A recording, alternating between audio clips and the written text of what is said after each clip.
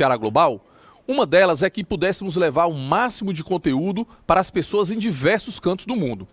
Por isso, alguns conteúdos estão também em língua inglesa, como é o caso do próximo painel que nós vamos assistir em instantes. Assim, você tem a opção de assistir essas atividades em inglês ou utilizar as ferramentas de legendagem automática do YouTube, por exemplo, para que você possa usufruir ao máximo dos nossos conteúdos. Vamos então ao nosso painel intitulado How to Become the Smartest Port in the World. Nosso convidado é o senhor Emile Hoogsteden, Commercial Vice President of the Port of Rotterdam. Mr. Hoogsteden é vice-presidente comercial do Porto de Roterdã. E lembrando que as perguntas para o nosso convidado poderão ser enviadas para o WhatsApp número 85, que é o nosso código aqui do Ceará, 999660352. E a nossa facilitadora para o painel já está aqui conosco, será a Alessandra Grangeiro, gerente de negócios industriais do Complexo do Pecém. Por favor, Alessandra, os trabalhos estão com você. Bom painel. Obrigada, Mauro. Good morning, all. Good morning, Mr. Emile.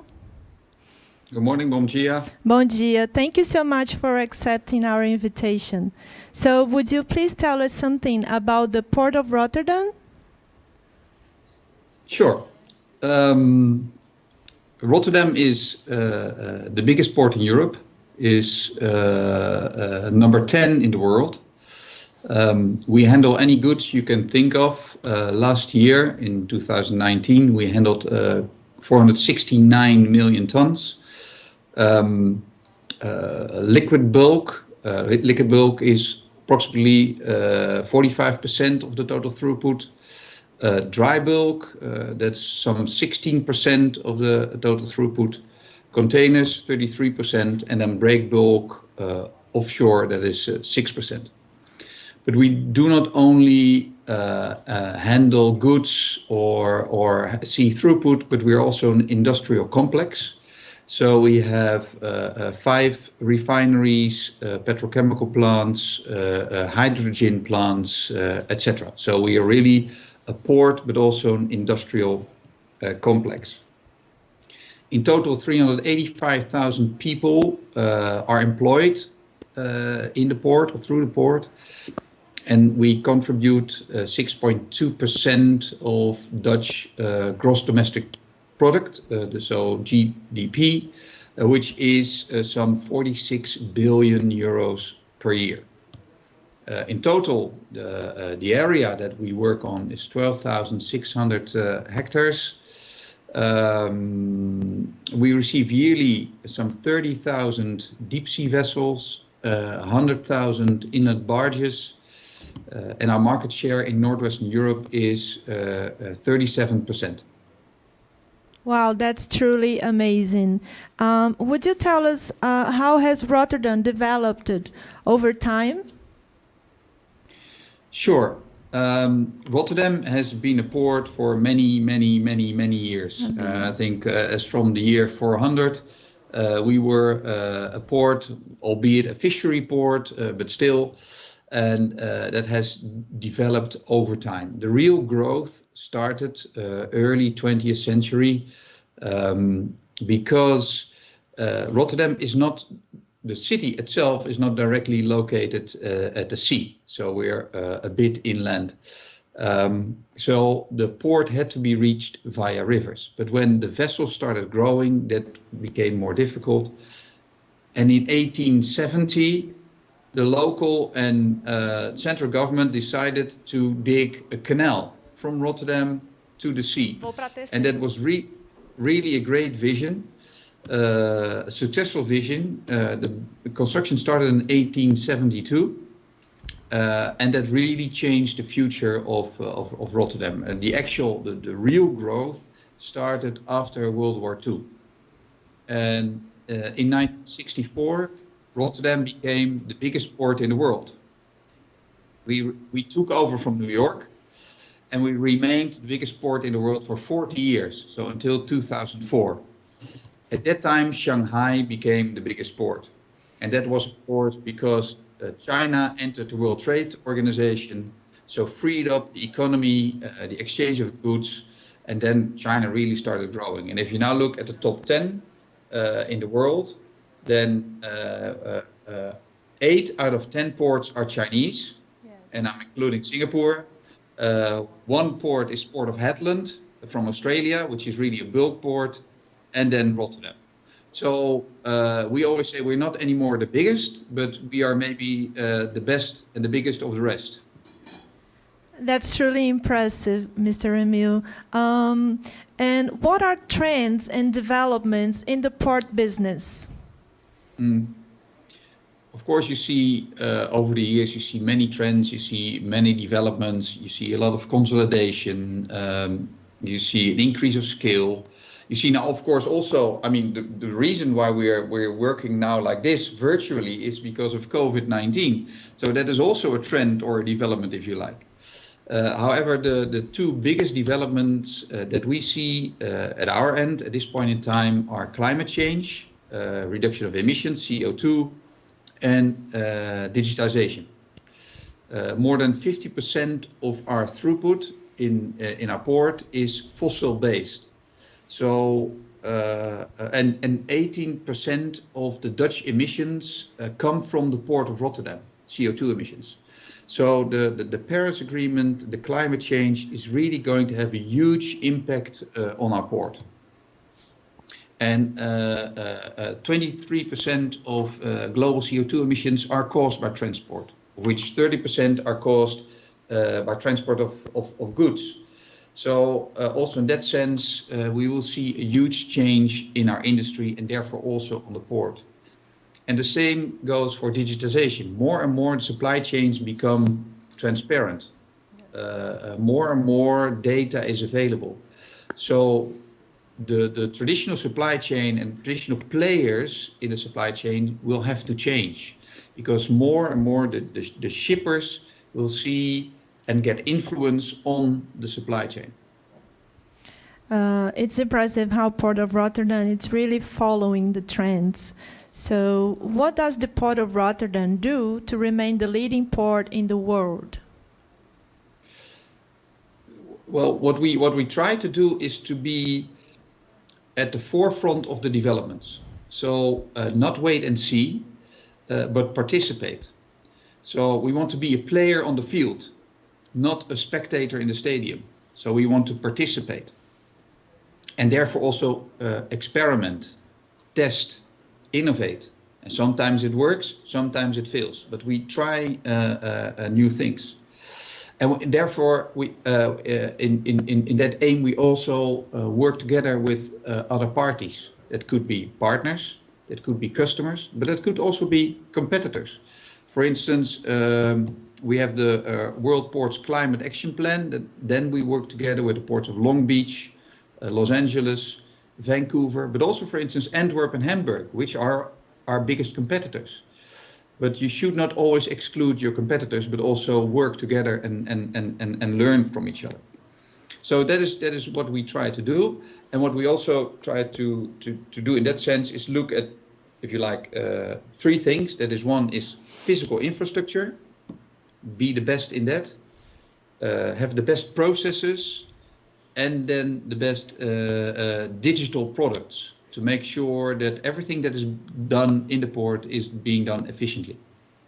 That sounds like a great strategy to remain the leading port in the world.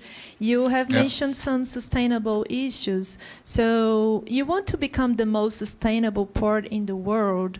Can you elaborate it, please? Sure. As I said, we have more than 50% of our throughput is fossil-based. And we have the Paris Agreement, so there's a huge pressure on us to change the port, to change the industry. We need to change, and in doing so, we want to create the best opportunities for ourselves, but also, of course, mainly for our customers, because if they are successful, then we are successful. And we have a double approach. We want to work with the current customers and the current industry and make them more efficient. And we want to develop and attract new industries, renewables, bio-based, and what have you. So we have started an energy program based on 3 pillars. And actually, we have a slide on that. So I'm not sure if Wouter or Duna could put up that slide with the 3 steps, which is efficiency, new energy system, and the new system for raw materials.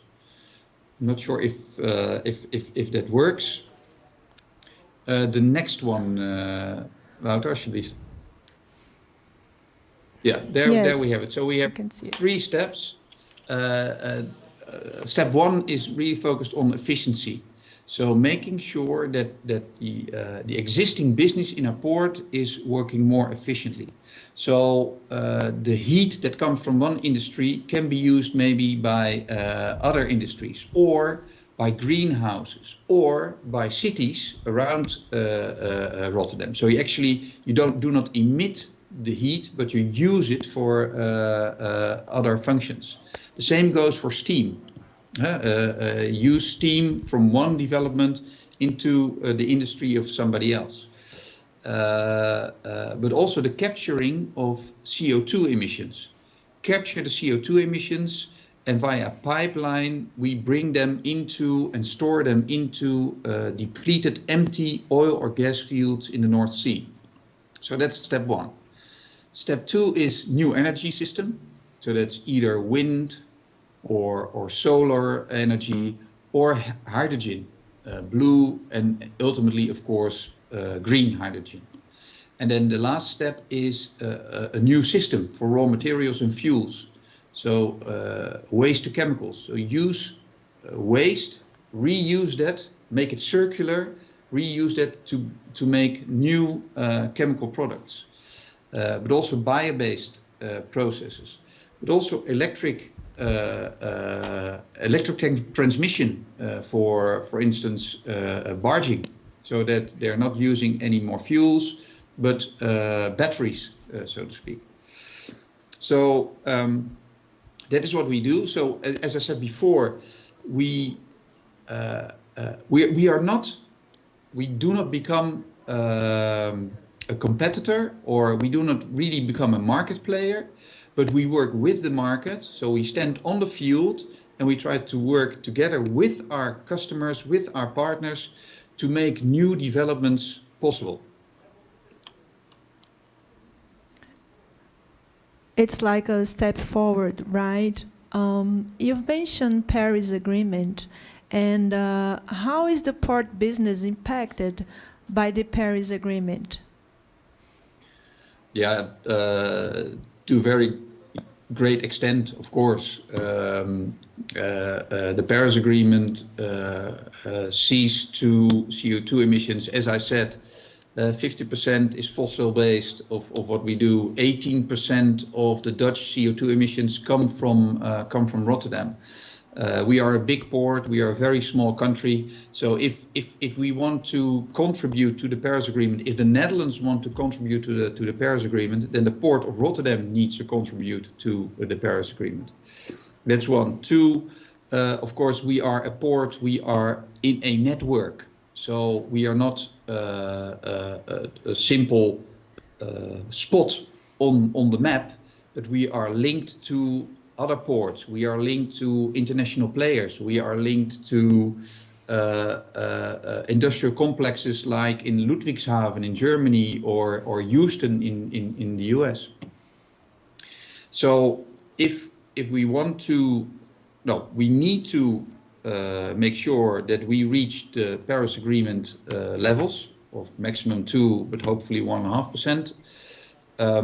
But therefore, we really need to change the port, and we do not need to change the port just in the port itself, but also what's happening in front of the port and what's happening behind the port. So we need to work together with customers, with partners, but also with other governments. For instance, we are in very close contact with the German government because we are a very important port for Germany. Actually, we are the biggest port for Germany. Because 1/4 of what we handle in the port is destined for or comes from Germany. So you see that Rotterdam is a big port, as I said, and the Netherlands is a small country, so we are really more a European port than just a Dutch port. So Paris has a huge impact, and therefore also the program that we have started. We have more than 50 projects running at this point in time, and we're not sure which project will be the winning ticket, what will really be successful. But we need to work on all these different types of projects to make sure that at the end, in 2050, the Paris Agreement goals are reached. It's very clear that Port of Rotterdam wants to become a sustainable port, and you have mentioned some actions that you are following to achieve that goal. So would you give us some more examples about how Rotterdam wants to become a sustainable port? Yeah, and that is again, it's not just industrial, but if you talk about sustainability, it's also transport. As I said, 23% of CO2 emissions, global CO2 emissions, come from transport, and of that 23%, 30% is connected to the transport of goods. So we also have to make sure that the transport of goods is becoming more efficient, so there's less emissions coming from transporting these goods. So, and there also digitization comes into play. We have to make sure that, for instance, vessels that steam up to Rotterdam, that they are at economic speed, and that they exactly know when they can call at a certain berth at a certain terminal. So what we need to avoid is that a certain vessel is steaming up at high speed because it thinks it needs to be at a certain time at the terminal, whereas the terminal is still occupied. So it's information sharing, it's knowing when a vessel should be at the port, so that it can sail on economic speed, so it has less CO2 emissions. For instance, just as an example, it has to do with the planning, the processes in the port, making sure that there's not too much waiting time of all the different vessels, the trucks, the trains, all emitting CO2.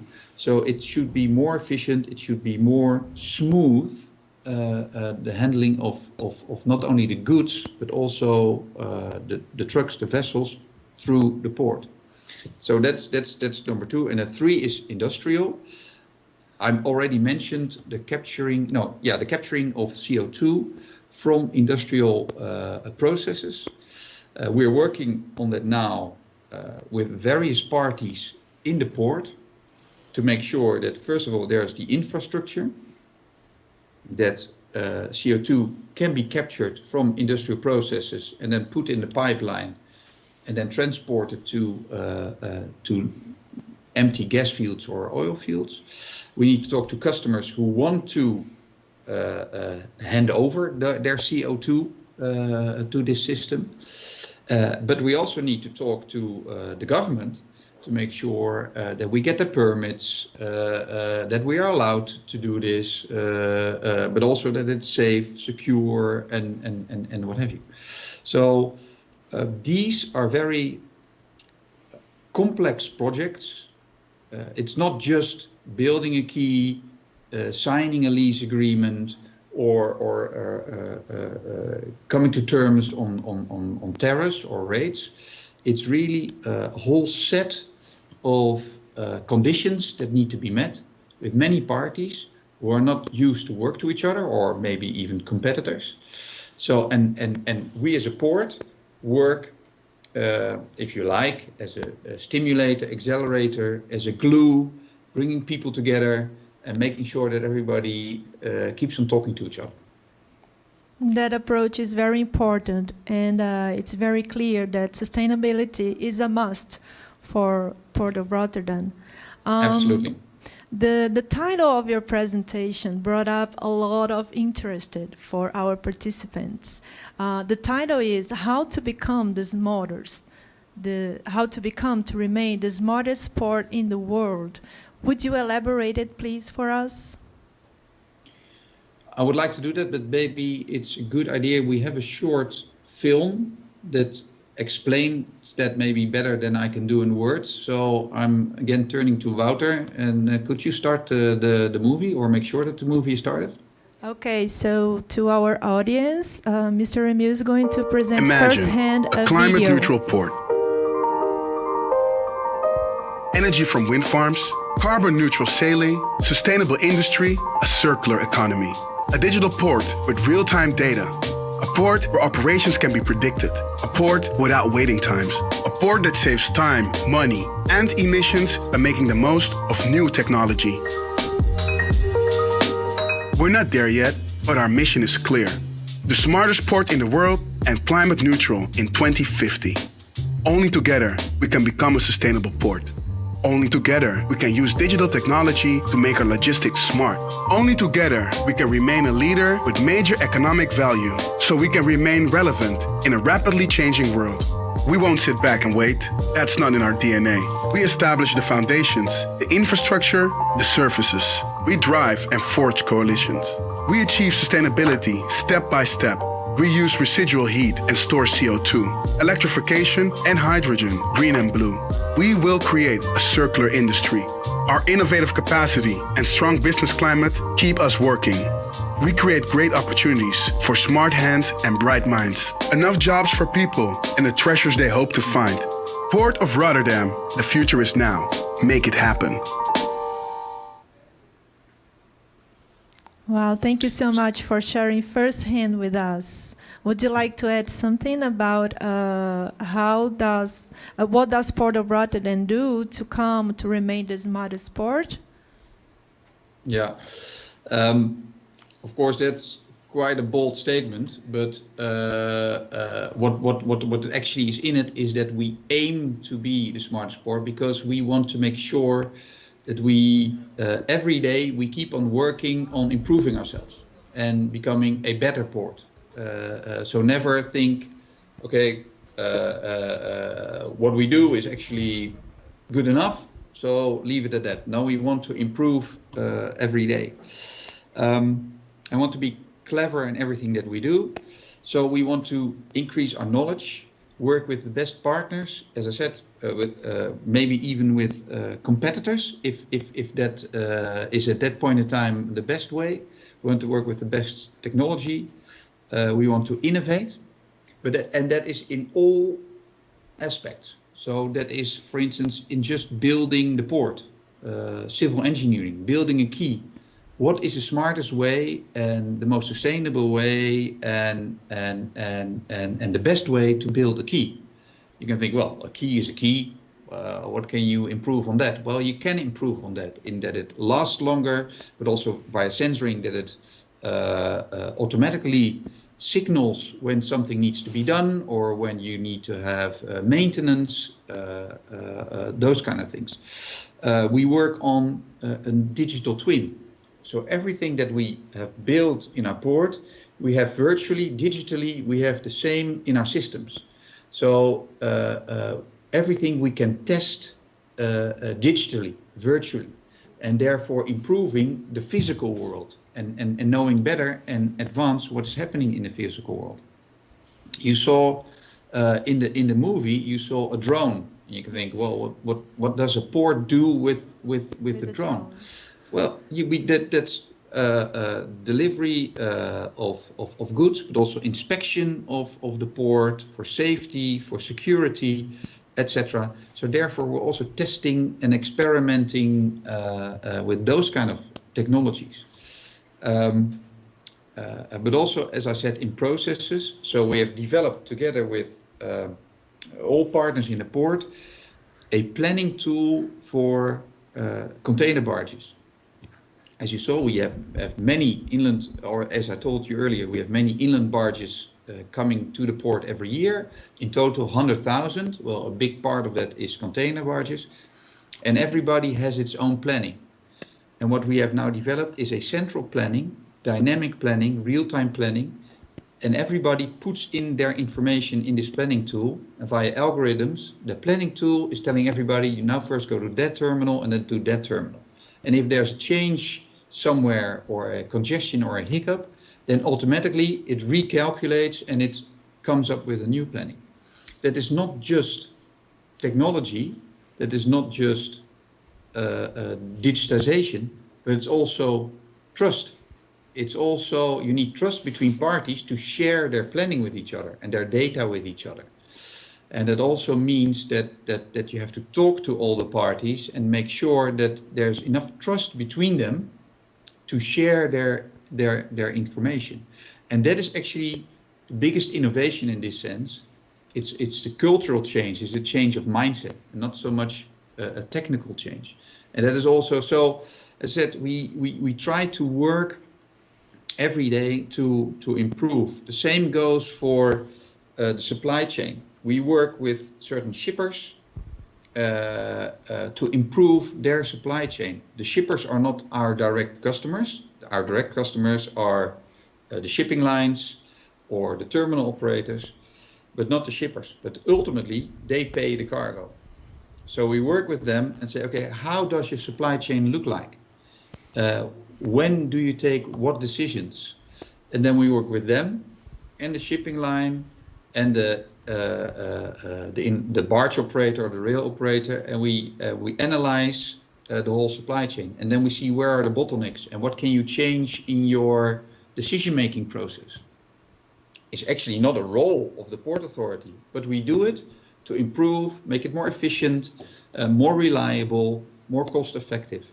So that is what we do to become the smartest port. It's a goal to make sure that we keep on our toes, but it's also it's not just technology, but it's understanding the business and it's creating trust between the partners. So just like in the video, taking it step by step and then making it happen. We got a great question from our viewers. You mentioned a little bit about digitization, but we would like to understand a little bit better about the impact of digitization to the Port of Rotterdam.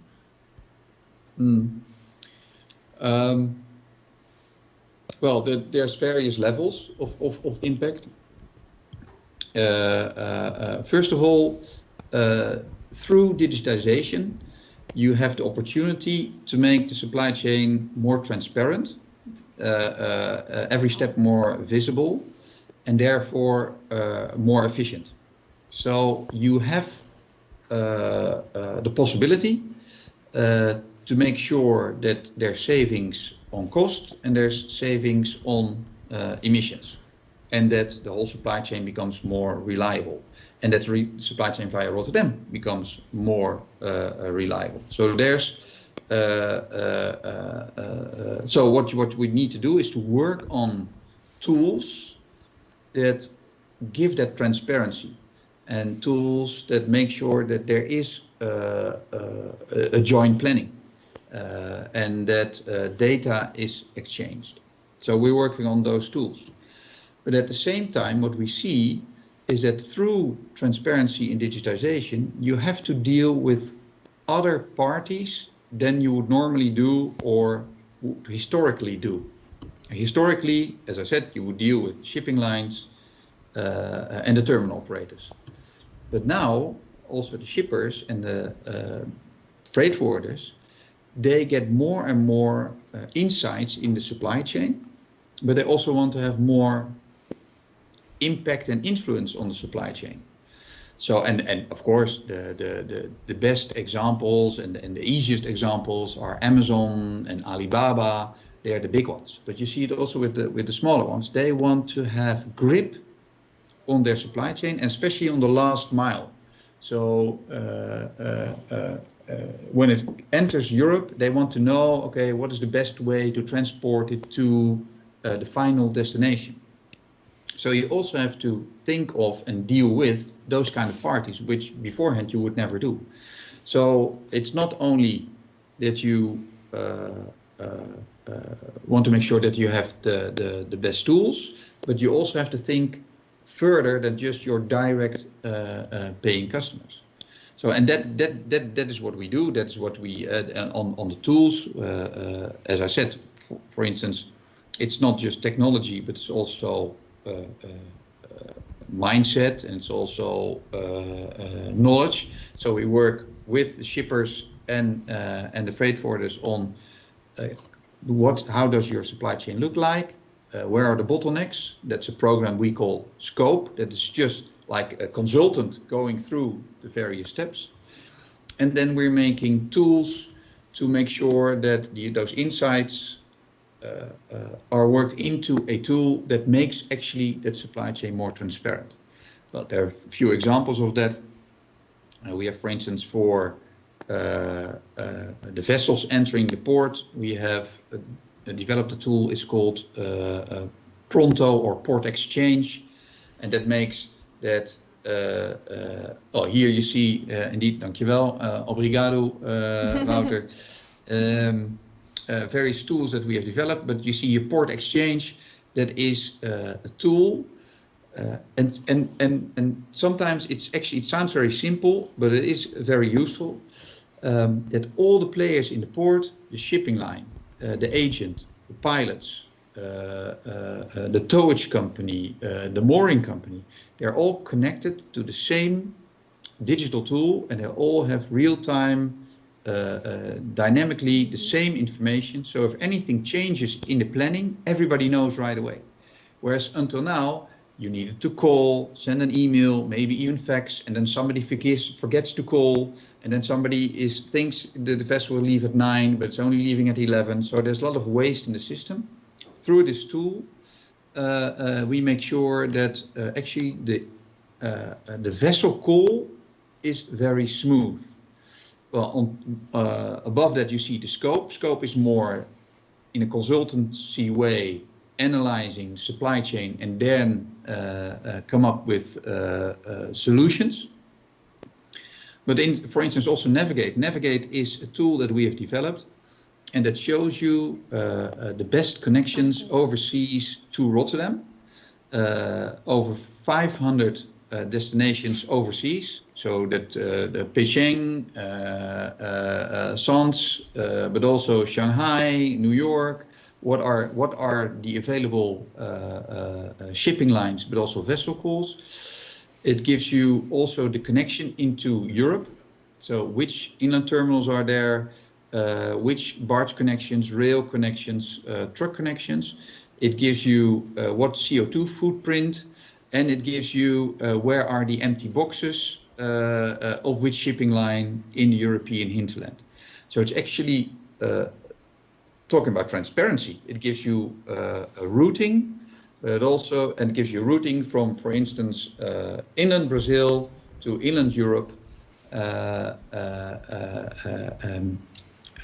What is the best way? Which vessel? Which call? Which hinterland modality should I take? And where are the empty containers? Just as an example of what we're doing on digitization.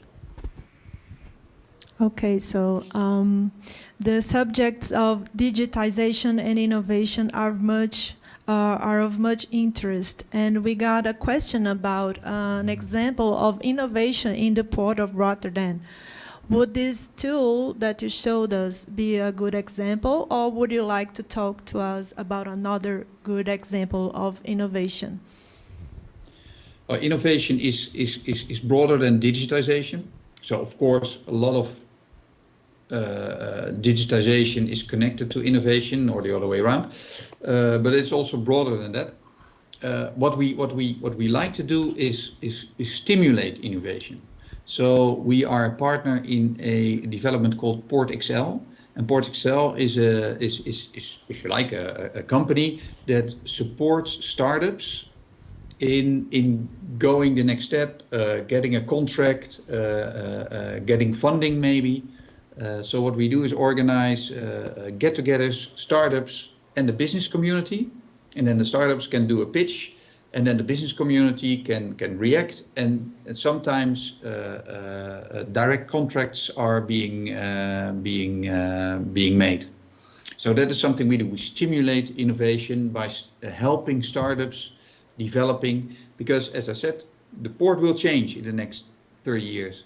So, and we also need to find new business models or new transportation or flows of goods and what have you. So the startups will help us with that.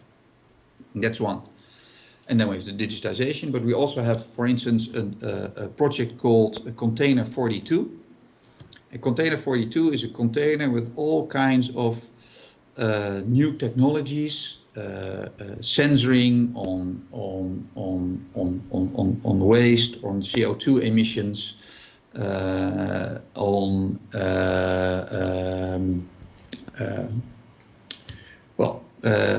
solar developments, on all kinds of things, Internet of Things developments that we do together with, for instance, IBM and other parties. Cisco is a big partner of ours. So this is not something there's actually in our direct portfolio, if you like, but we're sending this container for 2 years around the world. Wow. And then measuring all kinds of things. And then we try to learn. We try to learn directly what does it mean to a container, but we also like to learn what does it do to CO2 emissions, or what does it do to solar developments and those kind of things. So again, this is something that is maybe not directly in our portfolio, but we like to go over the borders to learn and take those learnings into our day-to-day practices and then become better in the port.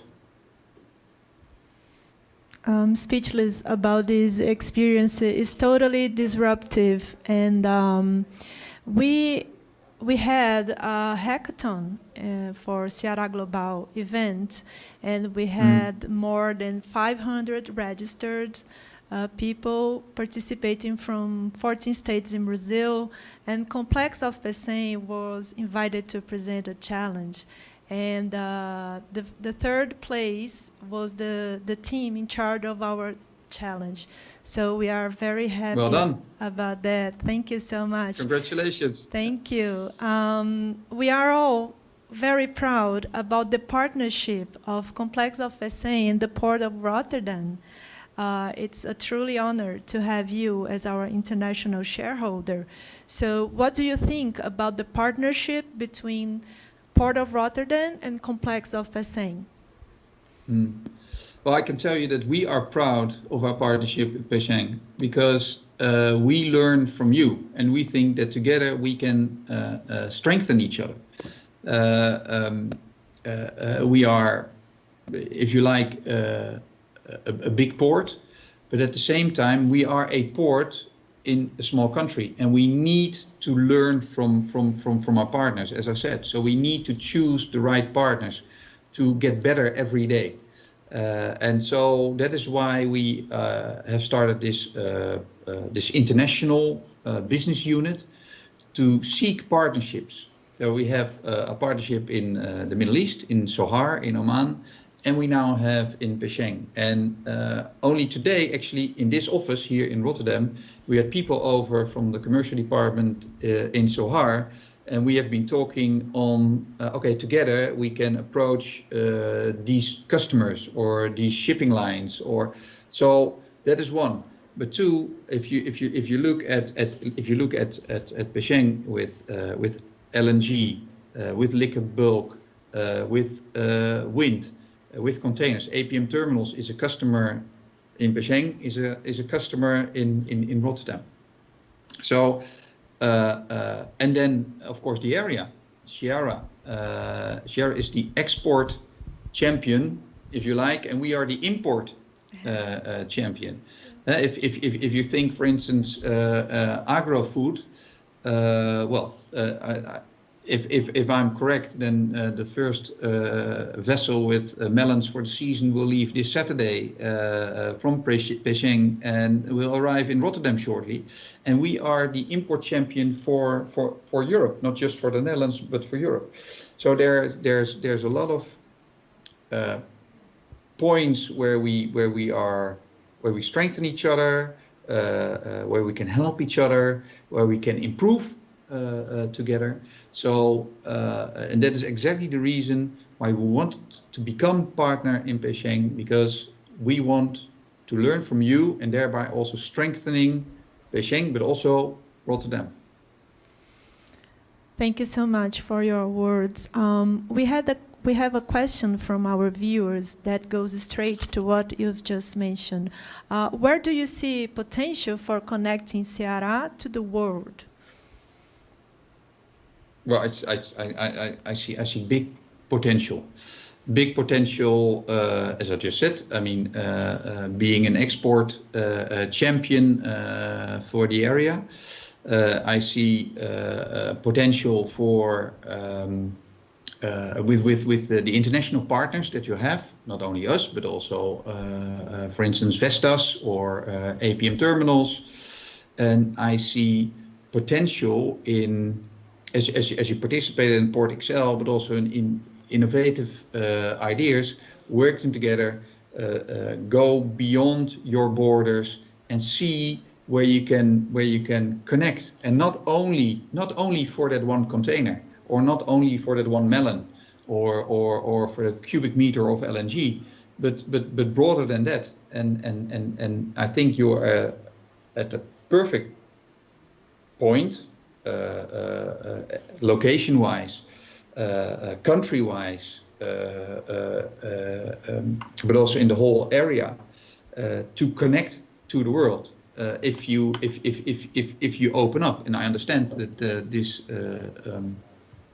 initiative is just started, indeed, to open up to the world, and I think that is really a perfect example. It's not only the keys or the equipment or the IT tools, but it is mindset. Yes, we understand that the complex of Pecém offers the most international square meter of our state. And what do you think about the Ceará Global Initiative? You just referred to it. What do you think about it? Well, again, I think it's a great initiative. So compliments and congratulations, because if you want to be global, if you want to be international, you should open your eyes and look further than your own port, and look further than your own borders. So I think this is really a great initiative, and it starts with that, and that the same goes, because it's broader than that. It's with the cooperation with Air France KLM, it's with Fraport, it's Data Hub. You know, and it all starts with that. So where are your ambitions? I said it before, that we want to be the smartest port, and then you can think, well, that's a bit arrogant, but that's not what we mean. We want to work every day hard to become the smartest port, and actually we're never satisfied, because we want to be better every day, and that is the same that you are doing now with this initiative. So opening up, opening your mind up. For new ideas, for new insights, to learn and to connect. So I think that is a wonderful step. Well done, and there's huge growth potential in Pecém. There's huge growth potential in the area, and by this initiative, you're really making sure that you are reaching those potentials, and that you really will be able to grow. And I think it's important to develop an international business plan with targets, market research, and also Port Excel for with startups, and there we can help each other. So again, my compliments.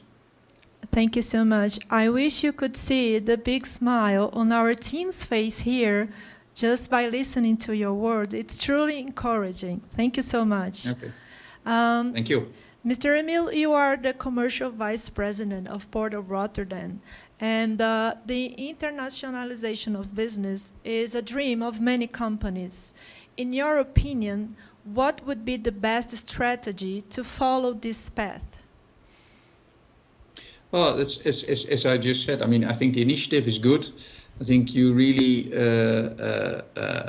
have to make sure that you have this business plan with the targets, that you do good research, look for partners, not only Rotterdam, not only your customers, but also look outside, maybe outside, like we work, for instance, in a project with Cisco, with this Container 42 going around the world. I mean, that we are participating in that container is actually, well, you could say strange. That we work together with Cisco is maybe strange, but we do it to learn and to bring the learnings back to our port. So I think that is also what you should do. Look for the correct partnerships and also beyond the usual suspects, so to speak. And work on innovation, startups, try, fail fast, and then every now and then you will be successful. But also dare to fail. Thank you. We are going to our final question. It's a good one. We have a viewer asking if you would share your thoughts on post-pandemic international business. In your opinion, what can we expect? Yeah, that's a good question, and that's so difficult to answer. You know, I think it's all, especially if you look at container logistics, because people are saying everything will change. And it will be nearshoring and more local produce, less international, and I don't know what. I don't know. It's all dependent. I mean, if it depends also when will there be a vaccine and when will we be able to go back to normal, if you like, just in our lives, going back to the office, not sitting here in front of my laptop, but being actually in the room with you, which I would prefer much more, but okay. So that is the question. But then I think, of course, there's a huge dependency on China. I think that will change, but not so much that it will not be Asia anymore, but other countries in Asia. So there will still be production in China, but also Malaysia, Indonesia, even back to Japan. That's one. Then there will be also some reshoring, nearshoring, so more local produce. But that will also mean that there will be also more interregional transportation. And I think that more and more we will work digitally. We will work maybe via blockchain. We are also working on blockchain development projects. Which will mean that there will be less paper, it will be easier to share information, easier to share data. So I think that there will be even, I think the whole digitization, there will be the biggest impact, that will really accelerate. And you will see much quicker development of the transparent, visible supply chain, where data and plannings are much more shared between the various parties.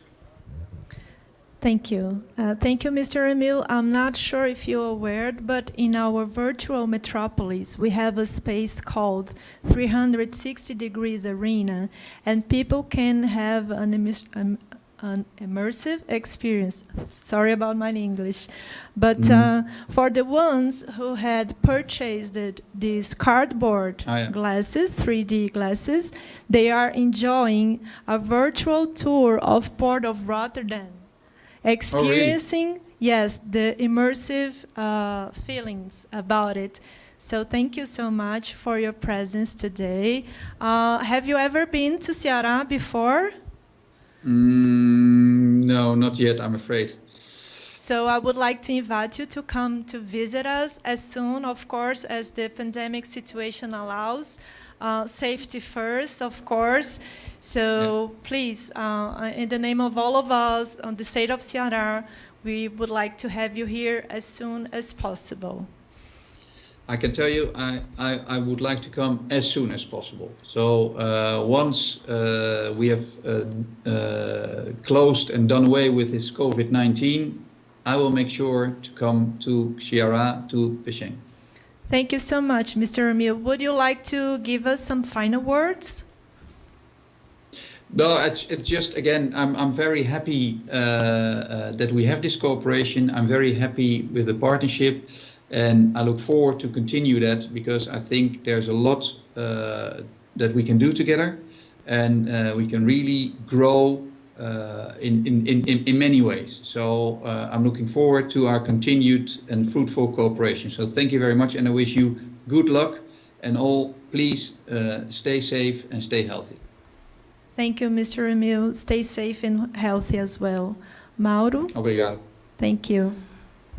Os nossos agradecimentos, então, aos participantes do painel How to Become the Smartest Port in the World. Muito obrigado ao senhor Emile Hoogsteden. Thank you a lot, Mr. Hoogsteden, for your presentation and for sharing with us your knowledge, ok? Ele é vice-presidente comercial do Porto de Roterdã.